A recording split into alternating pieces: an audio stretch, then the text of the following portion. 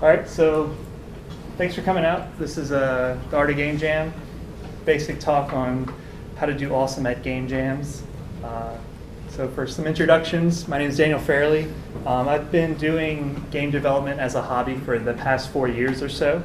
I'm also 100% of Home Dexter Games, which is my little game company that I started not too long ago. And I absolutely love game jams. They are the best. So who is this talk for? I've kind of broken it up into 3 groups. The first group would be just the interested observers. Those are going to be the people that really haven't participated before in a game jam. They've never really tried to make a game on their own, and they're generally just curious about game development. Maybe they see game jams as an opportunity to dip their toes in without any real long-term commitment to a team or anything like that. The second group would be the never finish hobbyist. I know personally in this group right here, they like to over-design their projects so that they take forever, and it's just feature creep and scope creep. They have problems budgeting time. They want to write a game but only take a week, and then realize that half the time they're playing a video game or they're watching movies or not really working on their game. Or maybe they just have some knowledge that they're lacking. Maybe they want to do some crazy shader magic, but they've never really touched any shaders before.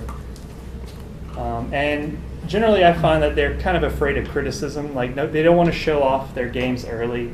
They don't want to show any work in progress type stuff. And game jams kind of take that edge off. The last group would be the seasoned veteran that I'm slowly creeping into. These are the people who have several game jams under their belt.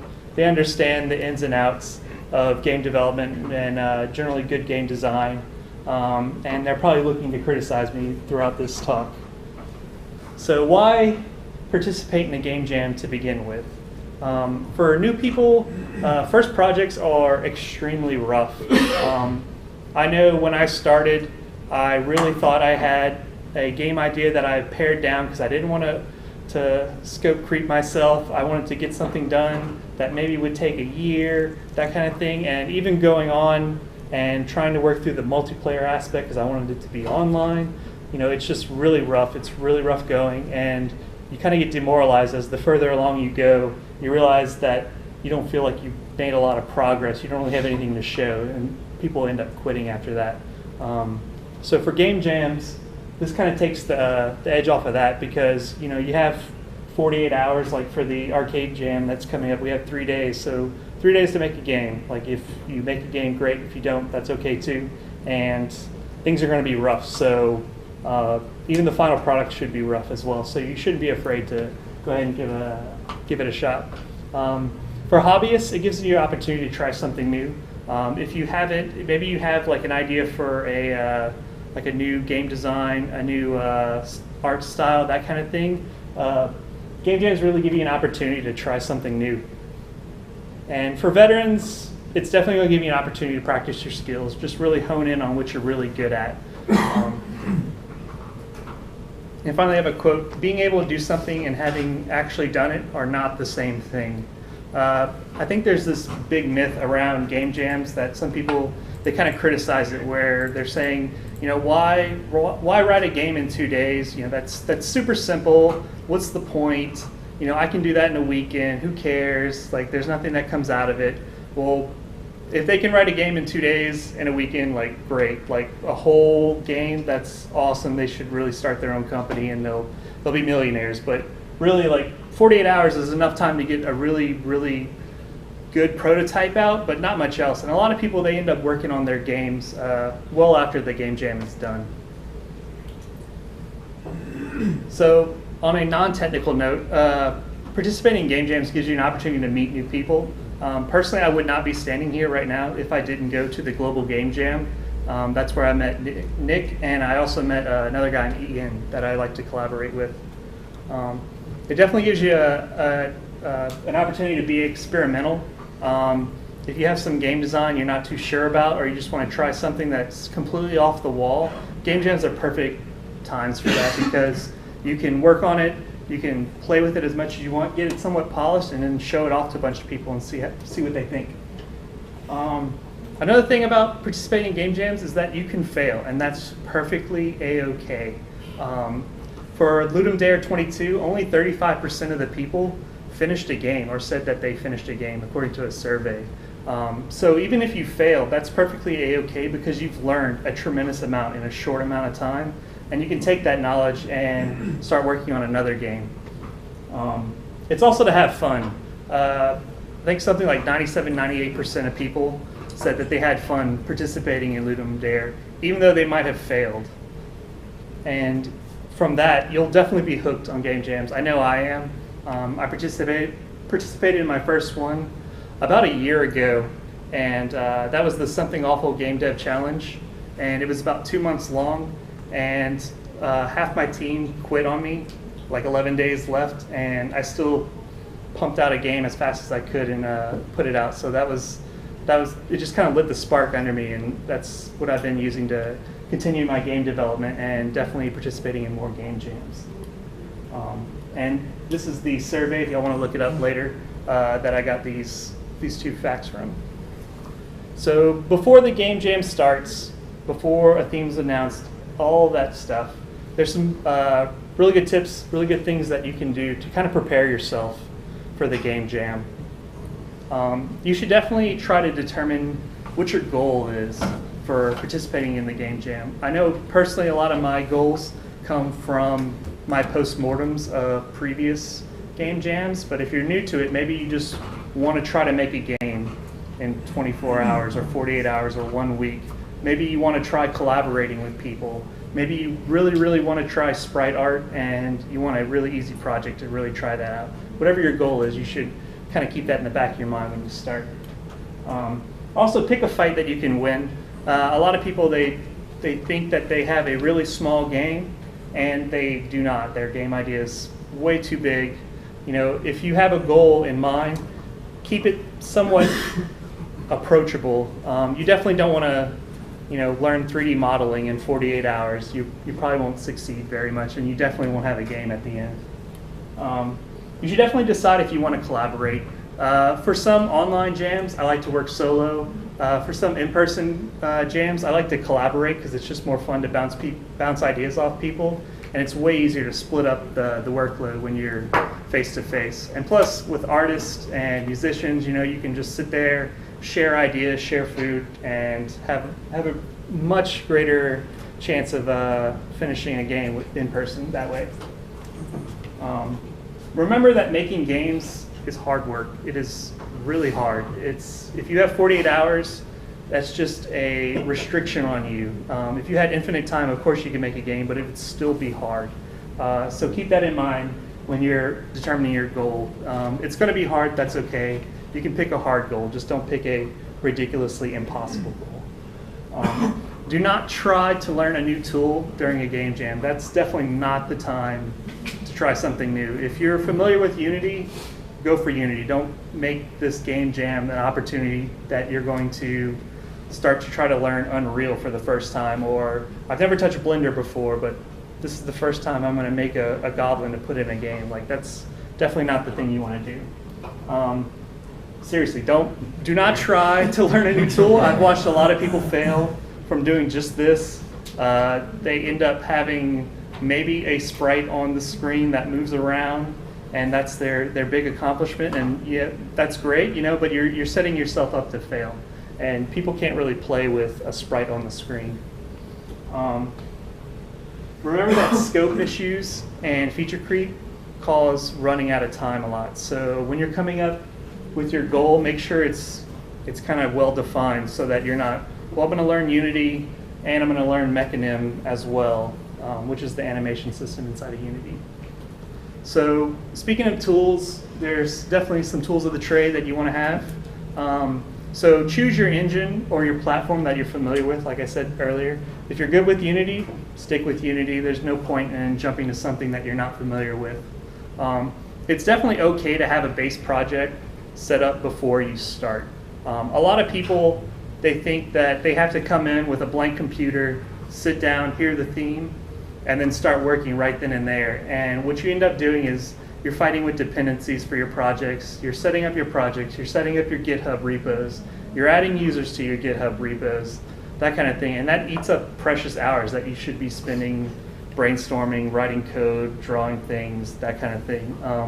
Personally, when I come into a game jam, I have Unity, I have a base project open, I have Unity minimized, I have a GitHub project already set up, I have it pulled down, I have my repo open, I have everything set up where as soon as I hear the theme, I unminimize Unity and I'm on the floor, like I'm ready to go.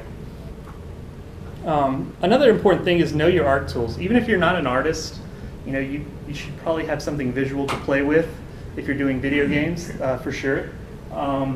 So even if you use MS Paint or Paint.net or whatever, just make sure you know how to use it, especially if you're trying to do transparency type things, which is pretty simple to do, but not a lot of people know how to do it. And make sure you know how to export your art into your game, and make sure that you can throw something on the screen. That's also kind of in part of your base project. If you just want to get a square with a smiley face up on the screen, that is definitely not a game. It's definitely something that's just base and just proves that you can get something on the screen. That's a great base project to kind of get going with your game. So yeah, definitely have your tools ready before the game jam starts. Like I said, I like to have Unity up, minimized, have all my GitHub stuff set up. If I'm working with people, I already have their GitHub accounts tied into the repo with push and pull access, everything. Knowing your tools, it's going to save you a lot of time. I know for the Global Game Jam, when we were all in person, there was a lot of people that even after like 3-4 hours, they were still trying to install this or that. You can't really rely on the internet at wherever you go, because you're not going to be the only person that forgot to install Blender and is now downloading megabytes upon megabytes of things. It's just going to take you forever to get going. So now that you have your theme, now that you have your tools ready, here's the theme, ready, set, go, time starts. And so definitely hit the ground running by brainstorming, which is kind of a no-nonsense kind of way of starting a game jam. You get the theme, just start thinking of ideas, write everything down. One of my favorite things to do is phrase the game or the theme as, like, what if the game was like game X, but it did Y instead? So what if you had Mega Man, but instead of shooting bullets, you shot springs that you can jump on? That kind of thing. And if your theme is jumping or air or whatever, you can really play with that kind of stuff. A lot of people, they like to walk around, they like to listen to music. They talk to others even if they're not on their team, just bouncing ideas off of people. Unless the game jam is really competitive, like some of them are, there's no reason why you can't just talk to people like, hey, what are y'all working on? Oh, that would be cool if you added this, or oh, that's cool. Well, if you're not going to use it, can I use that? I see that happening a lot, even with the month preparation that's going on right now for the Something Awful Game Jam. A lot of people are just tossing out ideas for free. So if no one's using them, then go for it, remember the KISS method, which is keep it simple, stupid. It's really easy to start brainstorming the next best MMO that's going to totally kill WoW this time, and I'm totally going to write it in 48 hours. That's probably not going to happen for obvious reasons. So it's good to think big with your brainstorming, but also keep it in the back of your head that this is something that you have to pump out in whatever time frame that the game jam is, whether it's 48 hours or a week. And inside of that, accept your limitations. If you're not familiar with shaders, you probably shouldn't try to be doing some realistic smoke because the theme is smoke. You should definitely be thinking about what you can and can't do and applying your ideas that way. I definitely like to sketch out how the game will play while I'm brainstorming. So like my Mega Man example, I'm like, oh, that would be cool. So what would a level look like? Okay, well, I probably have some platforms that are way higher than others, maybe some enemies that jump around really high or just really, really tall, and just jot those down, draw them out, and you can kind of just picture it in your head looking at it like how that would play. And it's it's pretty helpful with brainstorming some ideas if you're not too sure how they're going to work out. This is huge. You should all definitely write this down and stick it on a sticky note and stick it right on your monitor and stick it on everyone else's monitor. Your game idea is probably too big. Whatever your game idea is, the very first thing you think of, even if you're pretty set on this really small game, your game idea is probably too big. Guaranteed. Whether you're absolutely new, whether you've done game jams a million times, everyone's game idea is generally too big. Also avoid long story-driven narratives. For game jams, it's about sharing your games and getting people to play your games. And when you're doing that, you really want all your action, all the fun, everything to like kind of click right then and there, right at the beginning, to kind of grab that person's attention because they've never seen your game. They probably never played your game because it's a brand new game. So if you have a game that has really long story-driven narratives, it's pretty hard to kind of get rolling, get into. And so you should definitely avoid doing stuff like that and just get straight into the action. So now that you have some brainstorming things drawn out, you should definitely try to flesh out your idea. So I like to separate everything once I have an idea into needs and wants. So for my Mega Man game, I definitely need sprites. I definitely need the ability to shoot. I need to be able to jump. I need to be able to bounce. For my wants, I think it would be awesome if it had like a little particle effect when you hit the spring. I think it would be awesome if you had like this really crazy, vibrating sound effect that happened. Even though your game should have sound, maybe it's just something simple as boing instead of like boing or anything like that. So every brainstorm idea is definitely a good idea. Whatever you wrote down, see if you can flesh it out. The Mega Man with the spring thing, that might not sound like a good idea at first, but if you kind of want to run with it, you can definitely make it into something, and every idea is potentially viable in a game jam. You should definitely try to determine what your MVP is, which is your minimal viable product. That's going to be at the very base level. If I don't work anymore on this game, what can I put in front of somebody and feel like I did a game, it's done, and it's playable? You should be able to boil your idea down to a 1 to 2 sentence elevator pitch. So I released a mobile game not too long ago, and my elevator pitch would be, you are a kid who stole your grandmother's pruning shears, and now you must run down the sidewalk avoiding things and see how many items you can avoid before tripping and dying. So that's, boom, 1 sentence, and that describes my entire game. If you can boil your idea down to 1 to 2 sentences, it's way easier way later when it's time to turn in to put your description in just 1 to 2 sentences. Catch the person's attention and get them to really play your game. Use this setup if you're not too familiar with getting your elevator pitches. So you play as a hero in a small room and you shoot springs to get to the end of the level, that kind of thing. Come up with a really simple game. That can't be emphasized enough. And when I say simple, I mean really simple. Like, my Mega Man game will only be able to shoot springs, and you'll bounce the same height every time. And your levels, if you have multiple levels, will be just maybe like it's a puzzle game now, and you're just trying to get to some exit. Really, really simple. Because if you keep your game really, really simple, you can leave yourself a ton of time at the end to polish it up really nice. And since your whole thing is the spring, and you jumping on the spring, you can polish just that really, really well and get something out that people really enjoy playing. So some keys to a successful idea. Definitely have simple controls. You definitely don't want people hitting P and Q and maybe the space bar and then like F12 to do something. Just keep it simple. WASD, arrow keys, space bar to jump, things that people are familiar with. If you have a controller with you, just go ahead and map the buttons to something that is pretty familiar. Simple gameplay. You definitely don't want to overcomplicate things. You're probably not going to have time for a very detailed, intricate tutorial. So people should be able to hop in your game and just know, like, if it's a 2D platformer, they know they're probably going to be able to walk around, they're probably going to be able to jump, and they're probably going to have some kind of action button that lets them do something. So for the Mega Man game, I probably don't even need a single word on the screen. Just, hey, A to jump, B to shoot springs, go. And they can sit down and just play. Simple graphics. You don't need anything fancy.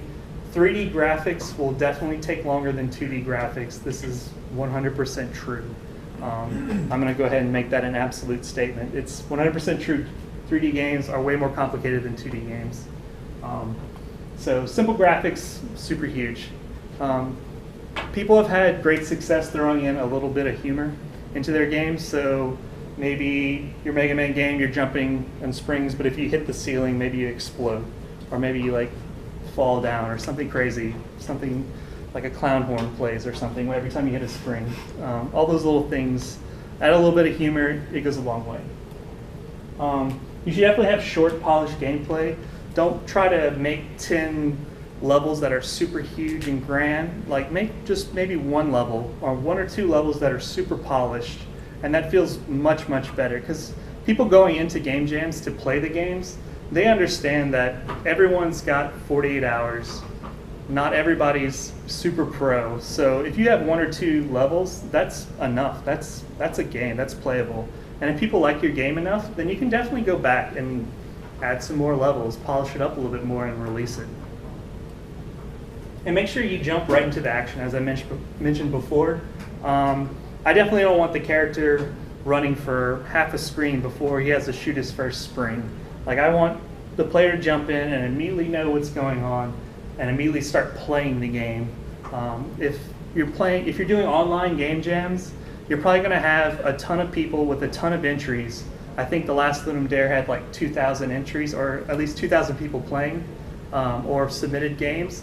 And there's just no way that everyone's going to be able to play 2,000 games. So if your game's short and sweet and gets right to the action, I guarantee you're going to have a lot more people more interested in your game who want to play it for like maybe just 2-3 minutes just to get a good feel for it. And make sure there's a win-lose state. A lot of people, they'll start working on a game and it starts, but there's no finish. So if there's no finish, if there's no goal, it's hard to say it's a game, because if there's no point of you bouncing around on springs, then you really just have some kind of gameplay prototype, but you don't really have a game. So every time I do game jams, that's like the very first thing I work on. I make sure that you can win the game by hitting some trigger, and I make sure that you can lose the game by whatever means, running out of time, getting hit by an enemy, running out of life, that kind of thing. So during the game jam, there's quite a few things that you can be thinking about or doing to help you along. I like to think of game jams, the whole process, in terms of 3 steps. The prototype step, which is going to be the first end of the game jam, where you're just banging out a prototype as fast as you can. Have the win state, have the lose state. If your crazy thing is that you want to jump on springs, make sure that you can jump on springs. Just get a feel for it and play with the controls and see how it feels. That way you can iterate. That's going to be the majority of your time, is iterating. This pretty much means just keep working on your game. If the spring doesn't feel good, then maybe change it to something else, or maybe you're just not bouncing high enough, or maybe you're just not bouncing fast enough. You know, just play it around with it, iterate, play around with it, iterate, play around with it, iterate, and you're kind of polishing it as you go. The last part that I always try to leave, if it's a short 48-hour game jam, I try to leave at least 3 hours for just polish, where gameplay is done. I'm not adding any more features. I'm not adding anything. I'm just polishing. I'm adding motion tweening. I'm adding particle effects. I'm adding maybe some lighting. All my audio and sound effects, which I consider essential for any game, that's going in during my polish step. So during the prototype phase, you're basically just trying to test the hook of your game. So if your hook is springs, get your springs in, obviously. Definitely concentrate on your movements and your controls. A lot of people complain that the controls just don't feel good, and so if you can kind of nail those out, those are really easy to iterate on. You know, you're just basically just changing values here and there. Definitely do that during your prototype phase to make sure that whatever your hook is, it feels really good playing it. Use placeholder art. A lot of people, they want to just sit down and just draw final art for the game right off the bat and get that in. just use shapes. Just use squares. Just use circles. They're blue circles. They're red circles. It's green triangles. Don't hit the green triangles. It doesn't matter. It's just you're just trying to get the gameplay feel for it. So my spring is probably going to be a blue box, and I'm probably a blue triangle, and I'm jumping on the red box and see how far I can fly. Like that's going to be my prototype phase. Keep this in the back of your head. The KISS principle, as I mentioned before. Keep it simple. Your prototype phase, you don't want anything complicated. If you're thinking about doing something else, this is the time to flip and try a different topic. Make sure your idea is fun. If it doesn't feel good playing, if you're not having fun playing your game, then maybe go back to the drawing board and see if you can pick something else up.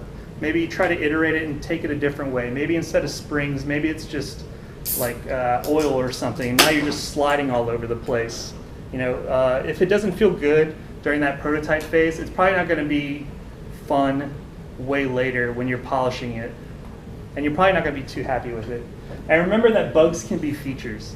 If you accidentally set a value and you slam your head straight to the ceiling, or maybe you just glitch through the wall, maybe that's a feature. What's up? It's kind of like how creepers were in Minecraft were bugs, and then he put it in as an actual feature. Yeah, the creeper in Minecraft was actually supposed to be the pig, and he messed up the drawing portion of it and ended up being this weird monstrous thing. So he's like, okay, I'll just texture it, and now it's a mob. So it's a bug, but now it's a feature. Yeah.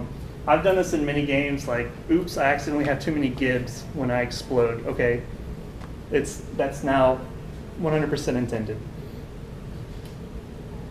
So during the iteration phase, you definitely want to just build out your game. You're going to spend the majority of your time writing a lot of code and building out all your features. Make sure you build the win-lose state first so that you have a game, so that you can play something and you can win. You can play something and lose. At least you have something that's playable. You can stick a controller in someone's hand and they can play it. Even if it's just a blue square moving from one end of the room to the other, it's still playable. Concentrate on building just one really solid level. If you don't have time to finish the whole thing, at least you have one really solid level where people can play and go, wow, that was really cool. Even though it's only 30 seconds long of gameplay, that was really cool. You should continue working on it. That's a huge win. That's a huge success for a game jam. You should definitely manage your time carefully. A lot of people have a lot of different methods for doing this, egg timers, that kind of thing. Make sure you kind of plot out what you think it might take you to do something. I do it all the time, both professionally and in game jams. I'm going to write this feature. It should take me 3 hours. I'm going to write this feature. It's going to take me 4 hours. Okay, we're pushing 7 hours, and it's only a 24-hour game jam. Maybe we need to cut some stuff off. And definitely try to overestimate what you think it's going to take to get some things done. Break programming rules to get things done. You don't need fancy interfaces and, I'm going to write a mob and then everything's going to extend this mob and then you're going to have all this dependency injection and blah, blah, blah. Like, no, just hard code a value. It's just a game jam. If you want to polish it up after the game jam, go for it. All those rules that you learned in college about good programming, just toss them out the window. Your goal is to get something done, not put something in production that's going to make some company a lot of money. Going back to the other point, if something feels not fun, either iterate it or just get rid of it completely. If I have some enemies that are really tall and their goal is to jump over them, if it's just not fun to jump over them or I just can't iterate it enough to get it to feel fun, I'm just going to get rid of it. Like, okay, no more enemies, you're now just jumping around a level. Maybe there's spikes or something. Definitely show working pieces to others. I know some people, they're like, oh, well, I'm not done, or it's really rough, so I'll show you a little bit later, I'll show you when I end. No, definitely go and show them, like, hey, play with this little box that's jumping on springs. Like, tell me if that feels good. Like, tell me if that's fun. And everyone likes to play armchair game devs, so they're like, oh yeah, this is great. Oh, it'd be totally fun if you did this instead. Or, oh, it'd be great if you added this thing. They're gonna add to your game. They're gonna want to take it some other direction, and you should definitely listen to them. You don't necessarily have to do it, but there's some definite plus sides to having people play your game early. So during game jams, this is kind of an aside, but make sure you take care of yourself. I think there's this myth that, I'm going to get like 15 Red Bulls, I'm going to order 2 pizzas, and I'm going to stay up for 48 hours, and I'm going to bang out like the greatest game ever. That is not going to happen. You're going to make it like 26 hours, and then you're going to want to crash, or you're just going to write something terrible.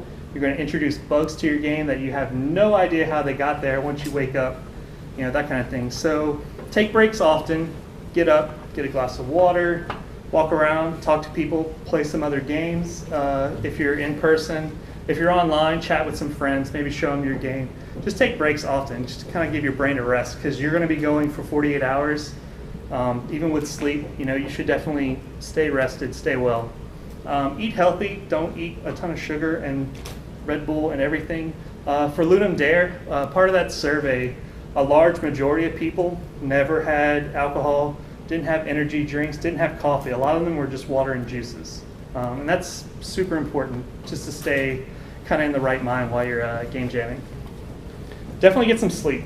Especially if it's like a week-long game jam or a month-long game jam, you don't want to stay up that long. But even if 48-hour game jams, get some sleep. For Global Game Jam, it was 48 hours. I definitely went home at around 11 o'clock, crashed, woke up at like 8, and came back. Like, there's no reason to try to like those 9 hours are not going to help you when you feel absolutely dead tired for the remaining 16 hours. Definitely be social. You're at a game jam, you're with people, get up and talk to people, meet new people. I met Nick, I met Ian, and now I'm standing here. I'm part of the Dallas Society of Play. We're all here to meet people, and it's great. It's a great opportunity to meet people who are like-minded, who are making games. Definitely take that opportunity to meet people and take time out of your game jam to do so. Just kind of wrap it up. Being smart about your body prevents exhaustion and keeps you focused. If you're focused, you're definitely going to write a good game as opposed to a bad game that you have absolutely no idea what you were thinking when you were writing it. So during the polish step, this is kind of, in my opinion, this is the part that matters. This is the part where you have a good idea, you prototyped it out, it feels really good, you built your level, it feels really good, it's really fun, and now all these little polish things that you now have carved out time for, that you're not, oh God, I have 15 minutes, I guess I should add a sound effect. This is the time to do it. So the goal of it is to make the game feel good. And by feel, I mean, when you put a controller in someone's hand, do the controls feel good? I'm sure you've all played games with terrible controls where the platformer looks really fun, but you just can't get over the fact that when you jump, there's a small delay, or you don't like how you slide across the floor whenever you move, that kind of thing. This is going to be the pieces that kind of hook the player in addition to just your one main theme or your one main element that kind of hooks people.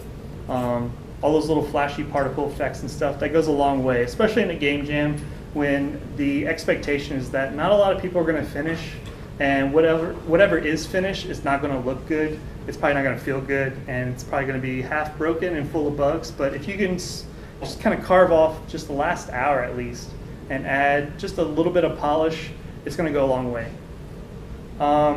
This is the part where you're going to throw out pieces that are broken. If you had 10 things you want to put in your game, you got 9.5, just toss the half out. It's better to have a finished game than a finished game with one broken piece, because that broken piece is going to stick out.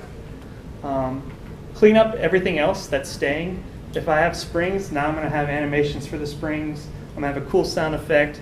I'm going to have particle effects fly out like sparks every time you jump. I'm going to have animation for the player, that kind of thing. And focus all your time on your core gameplay features. This is, if you have a game about jumping on springs, don't spend a ton of time working on some torch and making it light up the room really nice. Spend all your time on whatever that hook is. This is the time where if you need some GUI elements like a score, a gold counter, an HP bar, that kind of thing, throw it in now. This is one of the things that is totally easy to throw out if it's broken at the end. Like, no one needs an HP bar. You just tell them, hey, just don't get hit 3 times. for whoever you're playing. Or at worst, just have a simple sentence at the bottom of your screen that tells people what to do. For the procedural Death Labyrinth jam, I wrote a game that was kind of spelunky, and you were kind of diving down into the ship to get this gold chest and then coming all the way back to the start. And when you started, you were just on top of the ship, and you had to walk all the way across to actually start diving down into the ship. My entire GUI just composed of one sentence at the bottom that said, get the chest at the bottom of the ship and come back.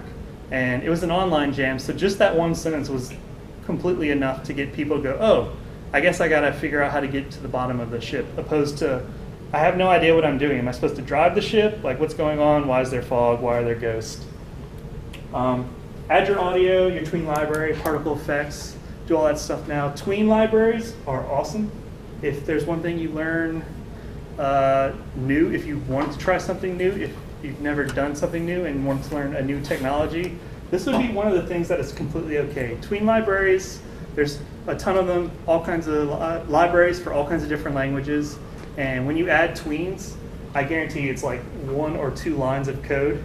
And it makes a huge amount of difference that instead of jumping and it's completely linear, now you have like, you jump and then you kind of arc and you slow down and you come back down real fast. Or when you throw that bomb, maybe it's going to bounce instead of just like, bump, stop, like it's made of glue or something like that.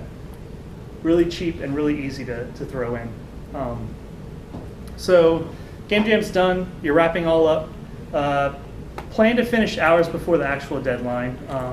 I do this for even personal projects. If I want to release at the end of the month, I'm going to try to finish 1 week before, because you're definitely not going to finish in time. So if you're not going to finish in time, you might as well set your end date well before the actual one. So when you run out of time, oh look, you actually have 2 hours left. You actually have a week left, that kind of thing.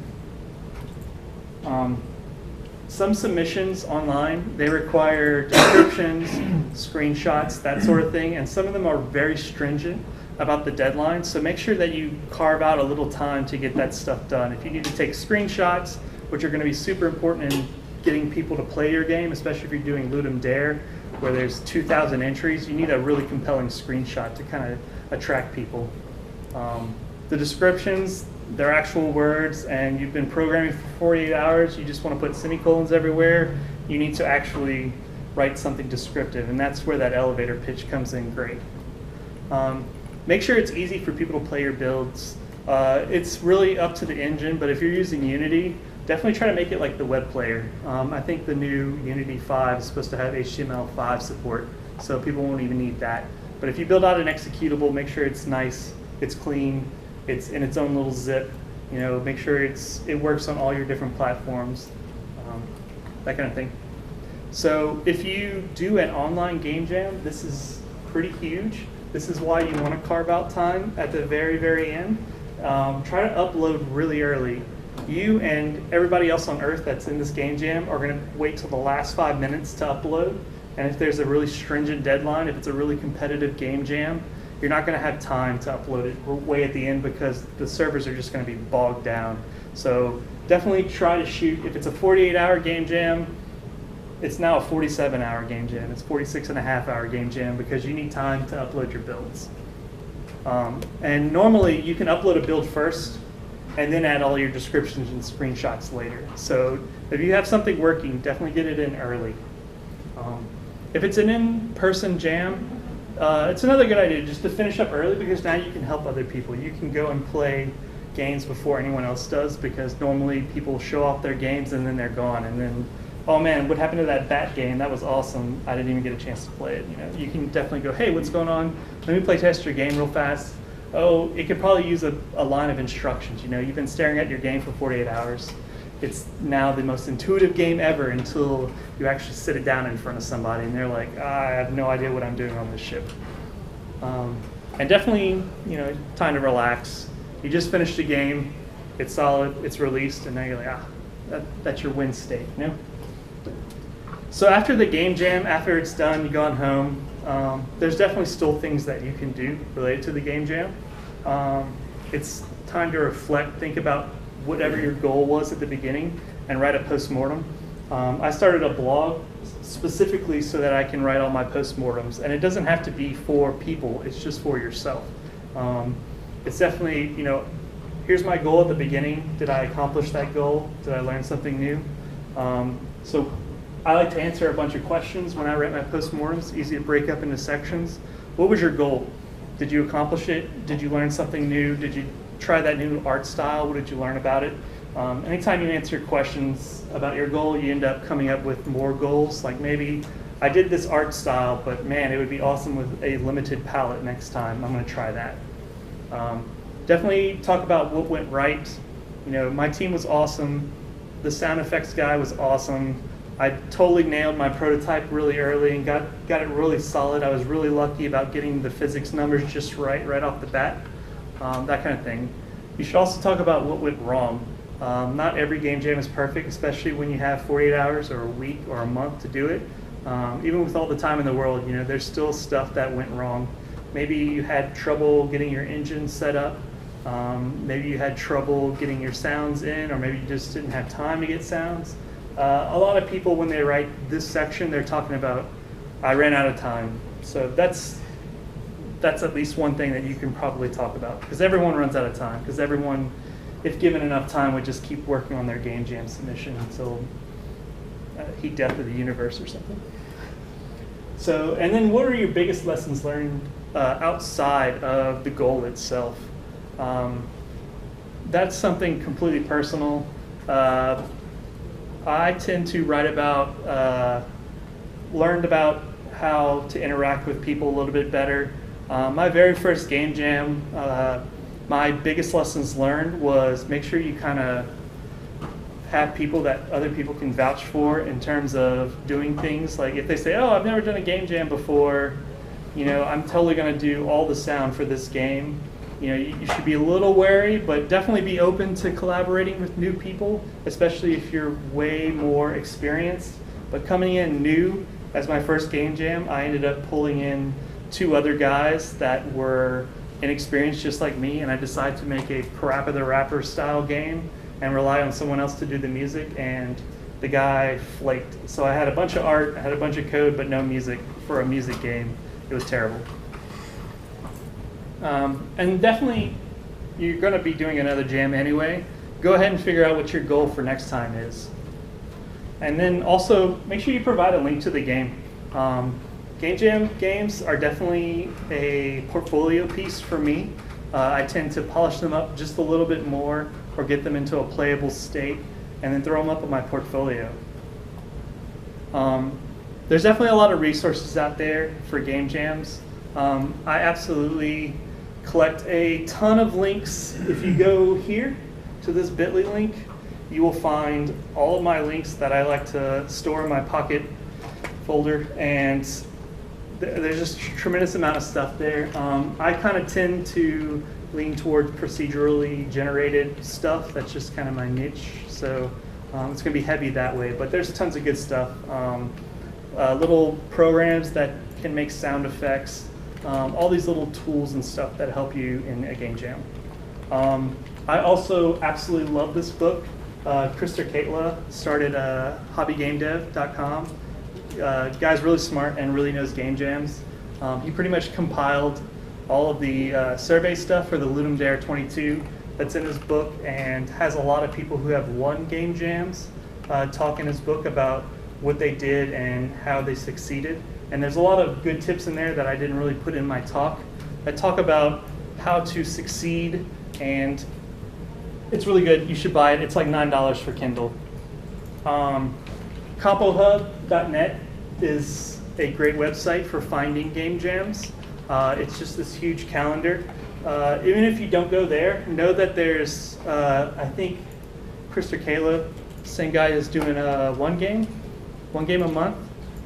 It's basically a 1-month game jam that happens from the first of the month to the end of the month, every month, forever. So if you've never done a game jam, maybe you want to hop in one of these. There's also all kinds of game jams for all kinds of unique twists. There's the glitch game jam that's coming up soon. That's just about really glitchy games and doing glitchy things, glitchy graphics and stuff like that. Not my cup of tea, but it might be for some of y'all. And that's it. you have any questions? Questions or comments? Yeah, Sure. that was an excellent presentation. I liked it a lot because me, I'm from Canada. Mm-hmm. And actually, I've taught how to do games and in high school since 10 years. Mm-hmm. So I know like Blender and everything, but that's not my question. My question is, right now what I remark with the outside market of the US is the US games are flopping. Nobody use the US game too much because I think that you nailed it in your presentation. Your game are not simple enough. Right now, for example, in Canada, the #1 game since 3 months, their tournament and everything, it's Flappy Bird. It's a very, very easy game, and it's a mix of, Mario Bros. And Angry Bird. Mm-hmm. But my point is, I think that you nailed it when saying that you go too overcomplicated, and it's why I think that outside the country, if you want, like, for example, a very American game, it's gonna be long, a lot of level, overcomplicated, that's gonna work for the US market. Mm-hmm. And I think that you as a developer in the US, you have to choose. Am I going to do a game that's gonna hit maybe 500,000 hit, or I want to do it worldwide to have money? Mm-hmm. Right now, there's not a lot of US game making money. Because if you take like Flappy Bird, they did like million hits, which is that's a Vietnamese company. Mm-hmm. So I think that a step that you have to do is, am I doing a game for me, or I want to make money for it? So I very like your presentation saying that right now, the market from the 14 to maybe 21 wants simple game, and it's not what's happening in the US. So it's very important that if you want to hit a larger. And two, I remark that coming from outside the US, I'm sure you don't have this opinion too, but Canada, it's a 40 million, market that it's pretty easy to hit if you have like the right chords. But right now, I think that in the US, you're very behind in like stuff like Blender, for example. For us, it's been like 5-6 years that it's tough. Right now, I thought when I arrived in the US last year that everybody was scripting in Blender, like in Canada, or that can save you a lot of time. So it's just stuff, I'm an observer, Yeah. So I like to observe stuff like that because I'm here to see, hey, now that I'm an American, why we don't perform well outside the US. Mm-hmm. So I don't know if you have like idea or... Well, I kind of agree with you and disagree with you at the same time. I can't really speak for the education side of things, but I personally really like indie games. I like Vlambeer, they're Dutch. There's a lot of people out there from all over the world, and so I wouldn't necessarily say it's a non-US thing. I think it's been more globalized, so there's more focused on a lot of people from all over being successful, not just some US guy. And I think a lot of the AAA companies are going to continue to make AAA games because they're successful, they sell consoles.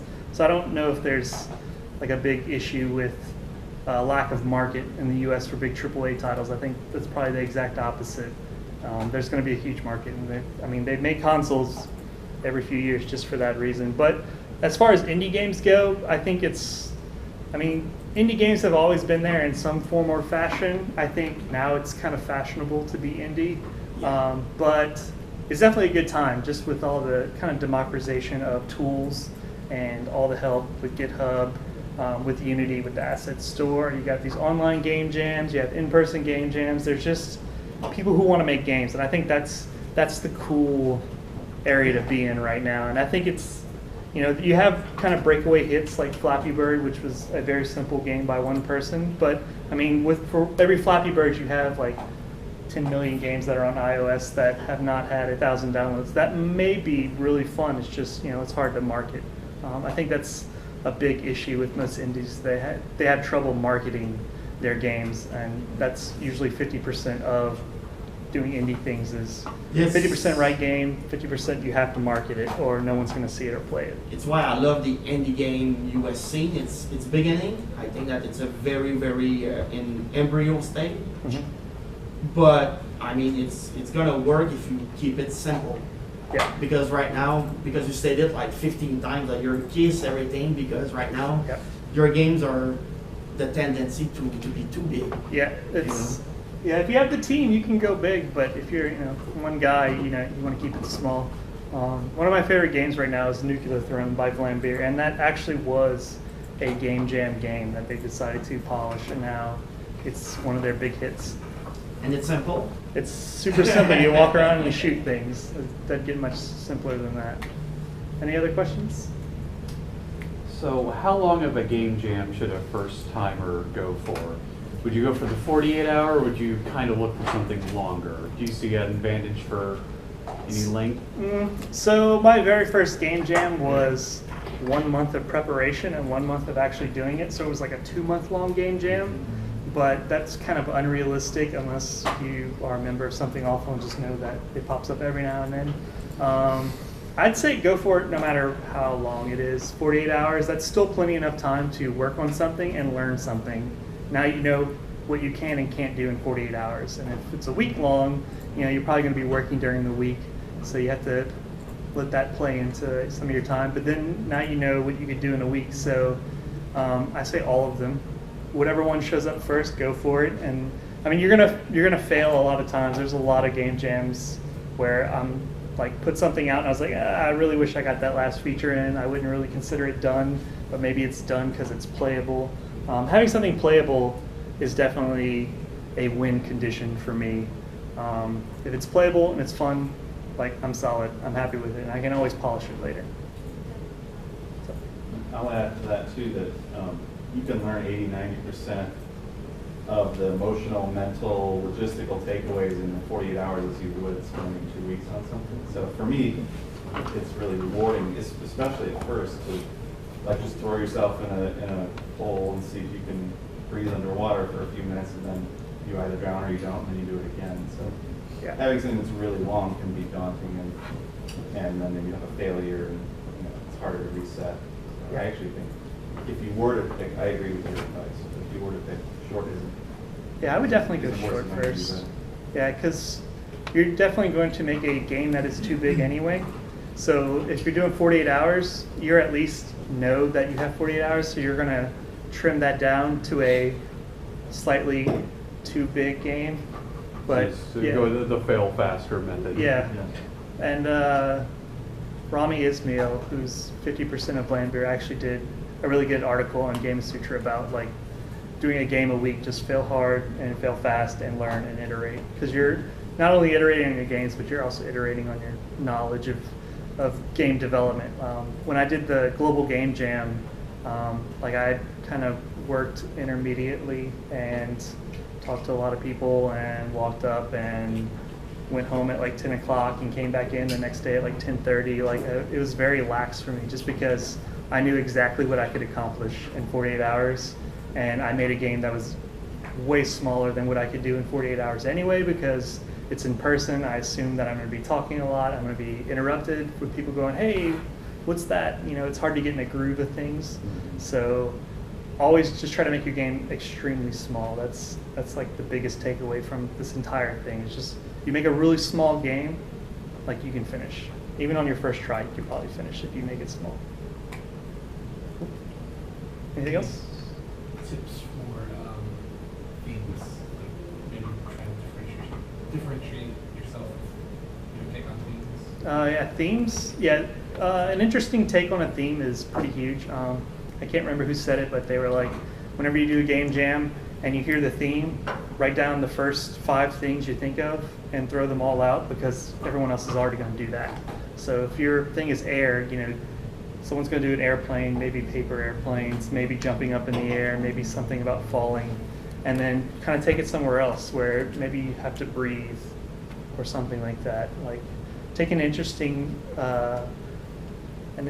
topic or a theme and just kind of rolling with it, like in a different direction, is way cool in game jams, and gives you an opportunity to kind of experiment, which is kind of really fun to do during game jams. How do you convince your wife or girlfriend that this is a good, constructive use of your time? So it's definitely, well, for me, So I have like my own little game company thing. So this is definitely me carving out time to work on a prototype that could potentially lead to something later that I can publish and put out. I know my very first mobile game was actually a Flappy Jam entry, and I decided I'm not going to turn this in for the Flappy Jam. I'm just going to work on it for the rest of the week and put that out, and that was like my very first mobile game. So and I made like $1,000 off of it. So it's having that experience already. My wife knows, like, yeah, go to game jams, that's fine. But not everyone's going to have that. But I mean, if it's fun, it's your hobby. You know, game jams aren't like every single weekend. It's not every Thursday night. It's generally during the weekends. If it's a week long, you know, you're going to be working anyway, and you should definitely be carving out time to be social and spend time with your family. I wouldn't sit down and go heads down the whole time. I mean, if you spend 5 days or if you spend 7 days, like, you can still get something out. So I guess it depends on your wife or girlfriend or boyfriend or whatever. Like, that's going to be that, I think. Bribes help. Yeah. Yeah, bribes help. Take them out somewhere really nice, and then go, hey, there's a game jam this weekend. But I made this game for you. Yeah, I'm totally going to put you in the game. It's not that much coincidence that I think the Super Bowl is before or after Valentine's Day weekend. Yeah. Any other questions? Cool. Well, thanks for coming out. Thanks.